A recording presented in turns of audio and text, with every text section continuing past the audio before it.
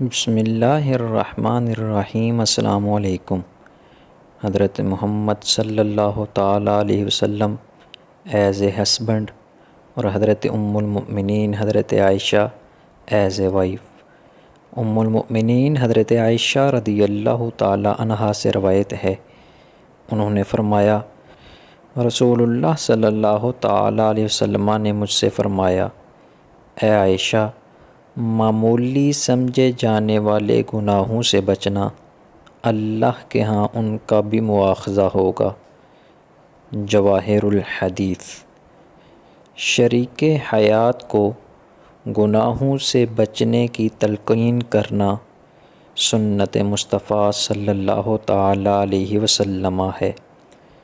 بعض گناہ عام لوگوں کی نظر میں معمولی ہوتے ہیں، لیکن حقیقت میں وہ بڑے ہوتے ہیں، جیسا کہ زبان سے نکلے الفاظ۔